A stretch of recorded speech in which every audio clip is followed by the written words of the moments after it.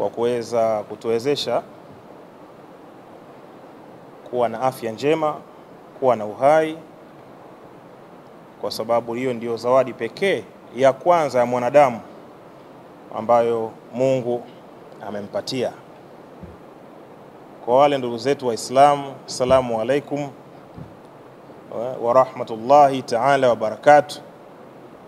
Alhamdulillahi rabbil alamin wassalatu wassalam ala ashrafi anbiya'i wal mursalin. Bwana Yesu asifiwe, tumsifu Yesu Kristo. Mungu wa mbinguni awabariki wote. Jina langu naitwa Prophet IPM, Senior Prophet wa huduma ya Embassy of God for All Nations iliyopo jijini Dar es Salaam, Mbezi Beach, Mbuyuni. Ninatumika hapa kama Senior Prophet wa huduma hii, nikisaidiana na Prophetess Lilian ambaye ni mke wangu kipenzi na wachungaji wasaidizi katika huduma hii. Ninawashukuru sana ndugu waandishi wa habari kwa kuweza kunitii na kunipa nafasi ya upekee. Najua mna majukumu mengi sana ya kitaifa, majukumu mbalimbali ya kifamilia, majukumu mbalimbali ya utekelezaji wa habari ambazo mnazifikisha katika jamii ya Kitanzania na hata nje ya Tanzania, lakini mmeona vyema msikie wito wangu na kuweza kuja kunisikiliza mawili matatu ambayo natamani kuweza kushare nanyi ili muweze kuwafikishia umma wa Watanzania. Kama mnavyofahamu, huwa nina message fupi sana ninapokuja mbele ya habari au mbele ya waandishi wa habari. Inakuwa na message fupi sana. Tarehe 19 tuliwatangazia juu ya habari, na leo pia Mungu ametupa neema, tumekutana hapa leo kwa ajili ya kuweza kuwatangazia pia habari njema. Nina habari njema kwa wanaume wote katika taifa letu la Tanzania, na habari hii ni kuwakusanya wanaume wote ambao wananifuatilia katika mitandao mbalimbali ya kijamii na katika taifa hili, kuweza kuzungumza nao tarehe 28 mwezi huu wa 6 2025, na masuala muhimu ambayo natamani kuzungumza na wanaume ni kutokana na majukumu alionayo mwanaume. Kama mnavyofahamu, nimekuwa nikizungumza mambo mengi sana katika social media dhidi ya utafutaji wa mwanaume, dhidi ya mapambano kwa mwanaume, yale anayoyapitia mwanaume. Bila Mungu hatuwezi. Na mimi ni mtu wa matokeo. Napenda sana matokeo. Na kwa sababu napenda matokeo, yako maneno ambayo yalikuwa yanazungumzwa, wanaume wagumu, kumwamini Mungu, wanaume wabishi, hawataki kwenda kanisani, wanaume wabishi, hawataki kwenda misikitini. Lakini ukweli ni kwamba wanaume wanampenda sana Mungu. Na tukiangalia historia ya mwanzo toka Mwenyezi Mungu alipoiumba hii dunia, ndugu zetu wanasema alladhi lahu milki samawati wal ardhi, yani yeye ndo aliyeumba mbingu na ardhi. Mwenyezi Mungu alianza kumuumba mwanaume katika hii dunia, akamuweka. Baadaye akafuatia mwanamke, naye akawekwa ndani ya bustani ya Eden. Lakini tunaona mwanaume ndo ametangulia kuwekwa katika ardhi hii ya Mwenyezi Mungu. Na Mwenyezi Mungu akampa bustani ya Eden, akamwambia mambo haya makuu mawili: ilime na kuitunza. Kwa mwanaume ana majukumu makubwa sana duniani mawili. La kwanza, jukumu la kwanza kutunza bustani. La pili, ailime. Kwa hiyo wanaume wengi sana katika jamii yetu ya Kitanzania wamekuwa wakipambana kuhakikisha kwamba wanaweza kuzitimiza ndoto zao, lakini imekuwa vigumu sana kutokana na changamoto za kimaisha, lakini pia kutokana na changamoto za baadhi ya maneno yasiyokuwa na ukweli kwa baadhi ya viongozi wenzetu wa dini waliopelekea kuziua imani zao na mtu kusema bwana, mimi kama mambo yenyewe ndo haya, basi mimi bora tu nisisali kabisa. Lakini tunatambua ya kwamba Mungu ndio kimbilio la wanadamu wote. Uwe jambazi, ukifa utahitaji kwenda kwa Mungu. Uwe mtakatifu utamhitaji Mungu, usipokuwa mtakatifu utamhitaji Mwenyezi Mungu. Hakuna namna yoyote mwanaume anaweza kumfikia Mwenyezi Mungu. Na kwa kulitambua hili sasa, ndio maana nimekuwa na hii kongamano la tarehe 28 mwezi huu wa 6 la wanaume, kuhakikisha kwamba mwanaume anarudi katika level yake katika uchumi. Nafahamu ya kwamba tunaongoza kwenye dunia ambayo wako watu wanaoamini ushirikina na wako wale wanaomwamini Mwenyezi Mungu. Lakini namshukuru Mwenyezi Mungu, vitabu vyote vimekataa ushirikina. Wal Qur'anil Hakim ala suratul Hakim tanzil al-azizur rahim, nayo inakataa ushirikina. Kwenye una sura moja inaitwa lam yakuni alladhina kafaru min ahlil kitabu wal mushrikina munfaqina hatta ta'tiyahumul bayina.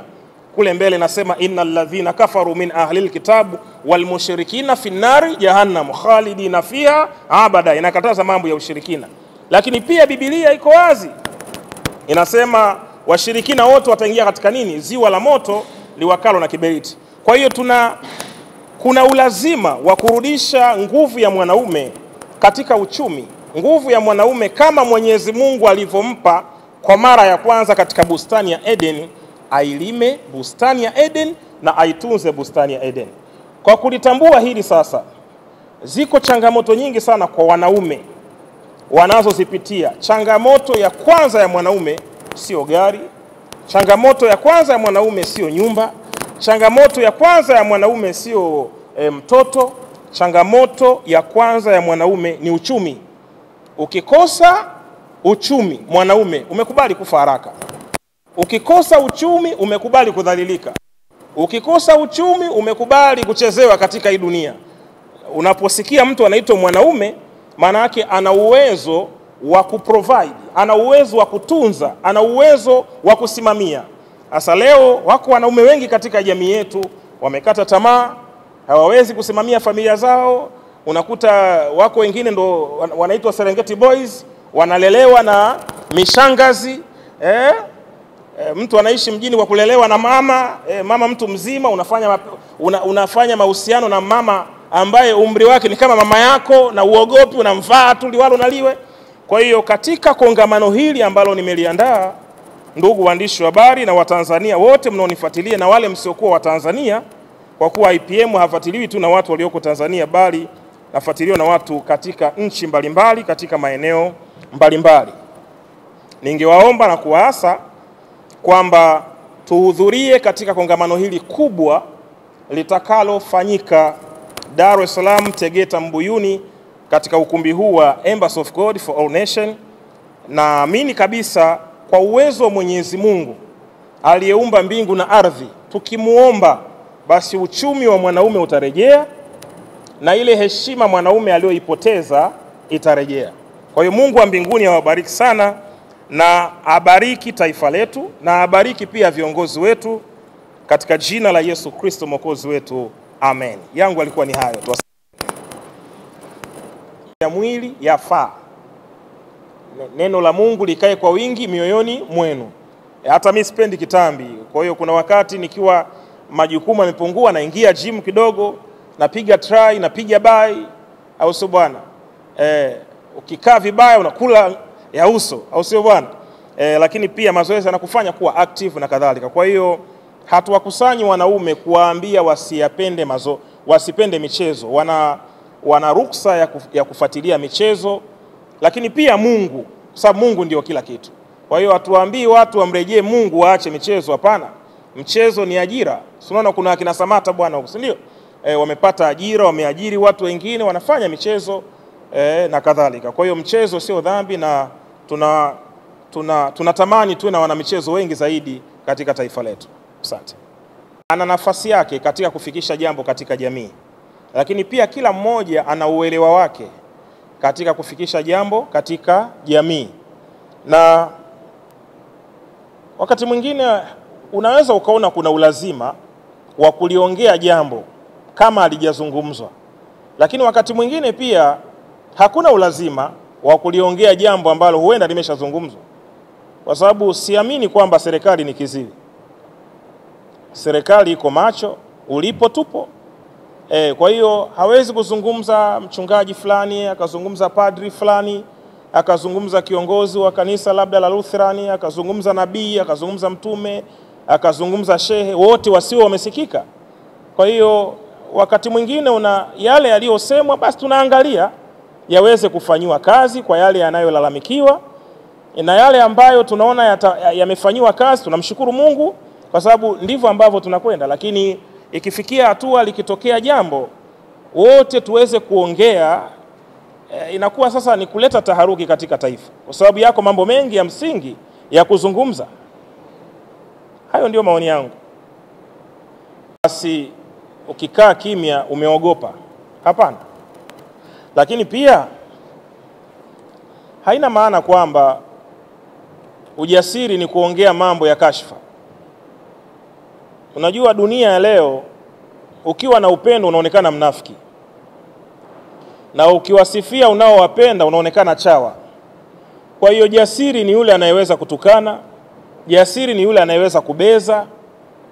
Hapana, mimi nimeshawahi kuzungumza na video ikamfikia Mheshimiwa Rais nikimhitaji walipwe wastaafu wa jeshi la polisi la Tanzania,